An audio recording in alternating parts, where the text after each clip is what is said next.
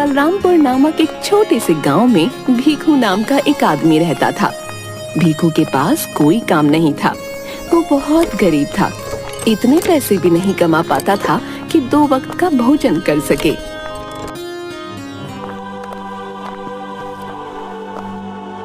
पता नहीं कब मुझे काम मिलेगा।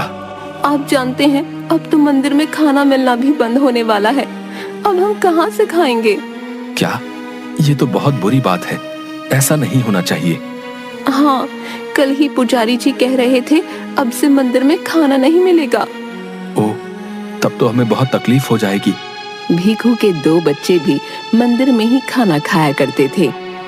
बच्चे भी भूखे ही रहेंगे। नहीं नहीं, मैं कुछ ना कुछ जरूर करूंगा। तुम लोगों को भूखा नहीं रखूंगा।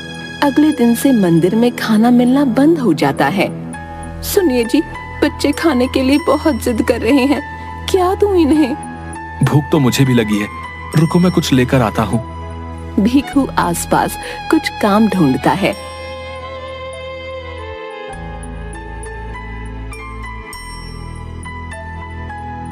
काम ना मिलने पर वो बहुत दुखी हो जाता है। खाने का इंतजाम कहाँ से करूं? काम तो मिल नहीं रहा और मुफ्त में कोई खाना देगा नहीं। भीखू के सामने समोसे की एक दुकान थी। वो समोसे की दुकान के पास आता है। भाई, कुछ समोसे मिलेंगे क्या? भूख लगी है। हाँ, क्यों नहीं, पैसे दो और ले जाओ समोसे। नहीं भाई, पैसे तो नहीं है। अभी दे दो, बाद में पैसे जरूर दे दूंगा। नहीं नहीं, बिल्कुल नहीं। चलो निकलो यहाँ से। पैसे नहीं है तो जाओ यहाँ से। भीखू उदास होकर वहाँ से चला जाता है।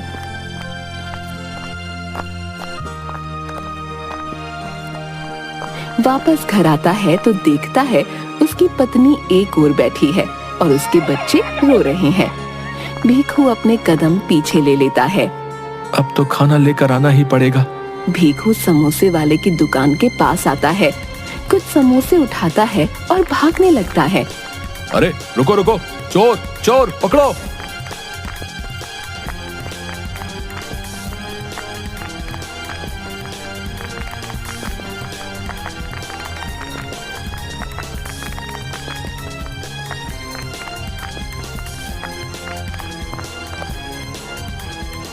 भीखू भागता हुआ घर पहुंचता है। सुंदरी, ये लो समोसे लाया हूँ। वाह, मगर पैसे कहाँ से आए? चलो पहले इसे खाते हैं, फिर बात करते हैं। सुंदरी भीखू और बच्चों को समोसे देती है और खुद भी खाती है। बताइए ना, समोसे कहाँ से आए? क्या करता सुंदरी, पहले उधार पर मांगा दुकान वाले से समोसा तो उसने मना कर दिया। फिर मुझे चोरी करनी पड़ी। क्या चोरी? नहीं नहीं, ये सही नहीं है। तो क्या करूं? जब तक काम नहीं मिलता सबको भूखा छोड़ दूं? बताओ। सुंदरी भीखू की बात सुनकर चुप हो जाती है। तुम चिंता मत करो, मैं ज्यादा दिन तक ऐसा नहीं करूंगा। भूख की वजह से हर बार भीखू को चोरी करनी पड़ती। वो अब तक सभी से बचता आया था। हे भगवान, मुझे आगे भी इसी तरह बचाना। एक दिन भीखू कुछ खाने का सामान चोरी करके भाग रहा था। तभी दुकान वाला उसे पकड़ लेता है। अब तू नहीं बचेगा, अभी तुझे सरपंच जी के पास लेकर चलता हूँ। दुकानदार भीखू को सरपंच जी के पास लाता है। क्यों भीखू, तुमने ऐसा क्यों किया भाई? सरपंच जी, मुझे माफ कर दीजिए, मगर मेरे पास कोई काम नहीं है, इसलिए पैसे की बहुत कमी है। खाने के लिए भी कुछ नहीं, इसलिए चोरी करना पड़ा। नहीं भीखू, ये तुमने अच्छा नहीं किया। तभी कुछ और दुकानदार सरपंच के पास आते हैं और कहते हैं, सरपंच जी, इसने तो हमारी दुकान से भी चोरियां की हैं, वो भी कई बार, इसीलिए इसे कड़ी से कड़ी सजा मिलनी चाहिए। अच्छा अच्छा, सभी शांत हो जाइए, शांत हो जाइए। सुनो भीखू, तुम इस गांव में रहने के लायक नहीं हो। आज के आज तुम अपने परिवार के साथ ये गांव छोड़कर हमेशा हमेशा के लिए चले जाओ। हाँ। मगर सरपंच जी, मैं कहाँ जाऊंगा? वो मैं नहीं जानता, तुम ये गांव छोड़कर चले जाओ बस। भीखू उदास होकर घर आता है और सुंदरी को सारी बातें बताता है। मगर हम लोग जाएंगे कहाँ? पता नहीं सुंदरी, अब सरपंच जी ने कहा है तो हमें यहाँ से जाना ही होगा। बच्चों को साथ लो और चलो यहाँ से। भीखू अपनी पत्नी और बच्चे के साथ गांव छोड़कर चला जाता है।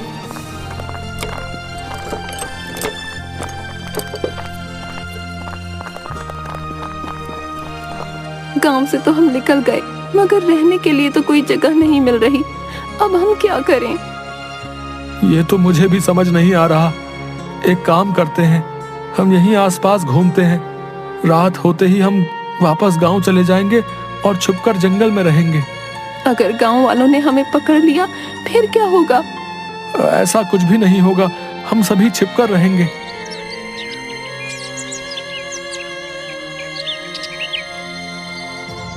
रात होते ही भीखू अपनी पत्नी और बच्चों के साथ गांव वापस आ जाता है और जंगल में जाकर छिप जाता है। सुनो सुंदरी, अब हम यहीं रहेंगे। जी ठीक है।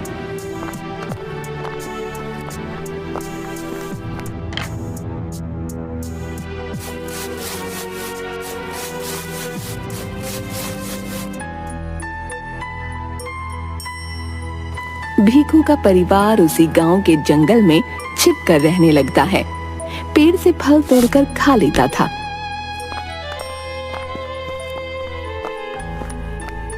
और कुछ सब्जियां मिल जाए तो उन्हें ही बनाकर खा लेते थे। जंगल में रहकर हमेशा भीखू यही सोचता, काश गांव वाले उन्हें माफ कर दें और उन्हें स्वीकार कर लें। कितना अच्छा होता अगर सभी गांव वाले इस बात को भूल जाते और हमें पहले की तरह स्वीकार कर लेते। पता नहीं ऐसा कभी होगा या नहीं, मगर मुझे यहाँ रहने में बहुत डर लग रहा है। अगर उन्हें पता चल गया तो अच्छा नहीं होगा। जब तक सब सही चल रहा है चलने दो, क्योंकि अभी हमारे पास कोई और उपाय नहीं है। अचानक गांव में शोर होता है कि एक शेर घुस आया है। ये बात भीखू को पता नहीं थी। कुछ गांव वाले जंगल में लकड़ियां काटने आते हैं। भाई कहीं मत जाना, मैं तुरंत लकड़ी काट कर आ रहा हूँ। पता नहीं कब शेर आ जाए। हाँ भाई यहीं खड़ा हूँ, तू लकड़ी काट कर आ। जब से गांव में शेर के आने की खबर आई है तब से सबकी हालत खराब हो गई है। ये भीखू सुन लेता है। वो आदमी लकड़ी काटकर चले जाते हैं।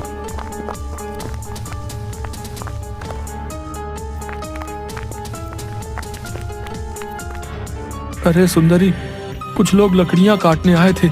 वो कह रहे थे गांव में शेर घुस आया है। अगर शेर यहाँ भी आ गया तो हम क्या करेंगे? तब तो हमें भी बहुत सतर्क रहना चाहिए। रात के वक्त भीखू जगकर रखवाली करने लगता है।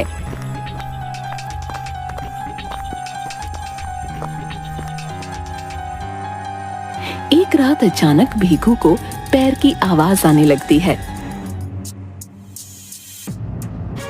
सुंदरी उठो और बच्चों को भी उठाओ, किसी के पैरों की आवाज आ रही है।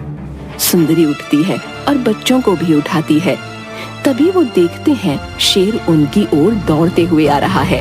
सुंदरी भागो, जल्दी भागो। सुंदरी बच्चों को साथ लेकर भागने लगती है। शेर उनके पीछे दौड़ने लगता है।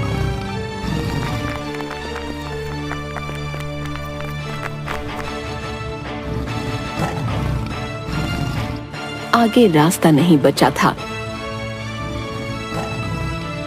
सुंदरी रास्ता खत्म, यहाँ तो सिर्फ एक दरवाजा दिख रहा है। चलिए इसी दरवाजे के अंदर चलते हैं। भीखू दरवाजा खोलता है और सभी दरवाजे के अंदर चले जाते हैं।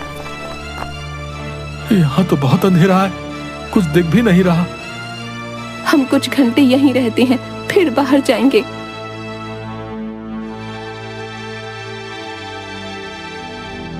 शायद अब तक शेर चला गया होगा। कुछ घंटों बाद वो दरवाजे के बाहर आते हैं तो उन्हें जंगल कुछ बदला बदला सा लगता है। सुंदरी, ये जंगल मुझे सुरक्षित नहीं लग रहा।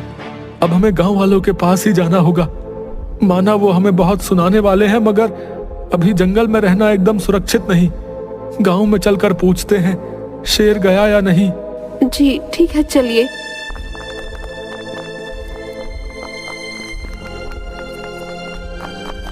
भीखू अपने परिवार के साथ वापस गांव में आता है। भीखू डरता हुआ एक आदमी से बोलता है, भाई जी, क्या शेर गांव से चला गया? शेर?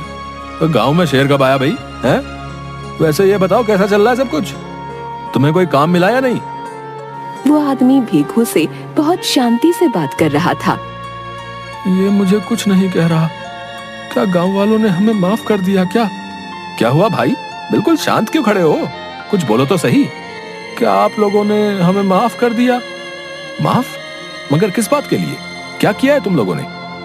लगता है गांव वाले इस बात को भूल गए हैं और इन लोगों ने मुझे माफ कर दिया। चलो अच्छा ही है। अब क्या उस बात को याद दिलवाना?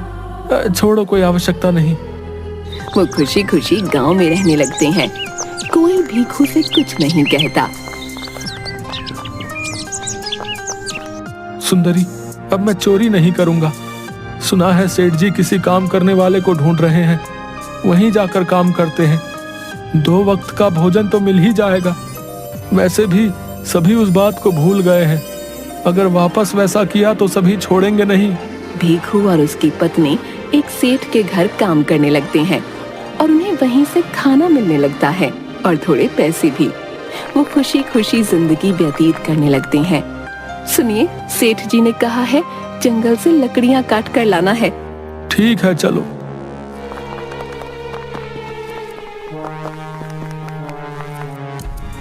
बच्चे भी साथ जाने की जिद करने लगते हैं। अच्छा, तुम लोग भी साथ चलो। सभी जंगल में लकड़ियां काटने आते हैं।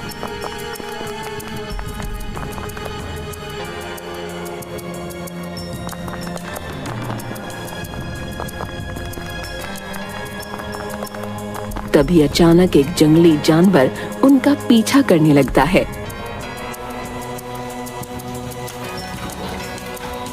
भागो जल्दी से यहाँ से।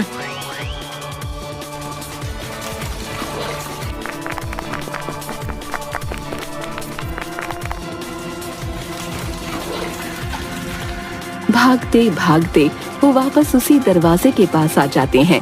चलो सुंदरी, इसके अंदर ही छिप जाते हैं। वो उस दरवाजे के अंदर चले जाते हैं।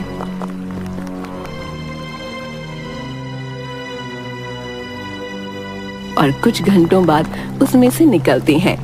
चलो सुंदरी, वापस गांव चलते हैं। जब वो गांव आते हैं तो उन्हें देख सभी शोर मचाने लगते हैं।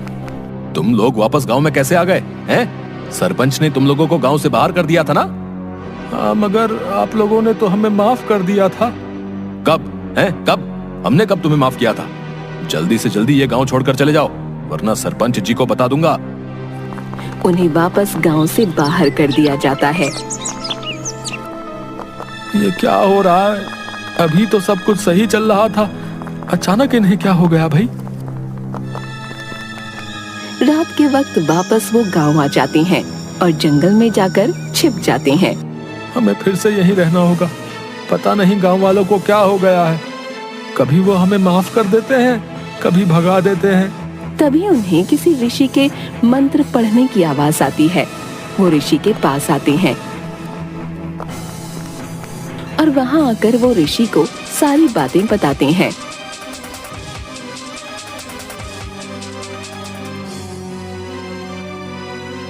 अच्छा, तो तुम लोग उस दरवाजे के अंदर गए थे। मैंने उस जादुई दरवाजे को अपनी शक्तियों से बनाया था। मुझे किसी चीज का परीक्षण करना था, इसलिए मैंने उसे बनाया था। मुझे नहीं लगा था उसके अंदर कोई चला जाएगा। बाबा, हम कुछ नहीं समझ पाए। जो भी सोचकर तुम लोग जादुई दरवाजे के अंदर जाओगे, वो बिल्कुल वैसी ही दुनिया तुम्हारे लिए बना देगा। और वही तुम्हारे साथ हुआ है। बताओ, तुम लोग अक्सर क्या सोचते थे? हम तो यही सोचते थे गांव वाले हमें माफ कर दें और हमें पहले की तरह रहने दें। अच्छा, तो ठीक वैसी ही दुनिया जादुई दरवाजे ने तुम लोगों के लिए बना दी थी। जब तुम लोग वापस जादुई दरवाजे के अंदर गए, तब तुम लोग बनावटी दुनिया से दूर असल दुनिया में आ गए। अच्छा, तो ऐसी बात है। हाँ, और उस दुनिया से जो कुछ भी तुम लोग लेकर आए हो, वो जादुई होगा। बाबा, हम तो उस वक्त लकड़ियां काटने आए थे, इसीलिए हम ये कुल्हाड़ी लेकर आए थे। अच्छा, फिर ये जादुई कुल्हाड़ी है। बाबा, इस कुल्हाड़ी की जादुई शक्ति क्या है? ये कुल्हाड़ी काफी जल्दी लकड़ियों को काट देगी, वो भी खुद से। इसमें तुम लोगों को कुछ भी नहीं करना होगा।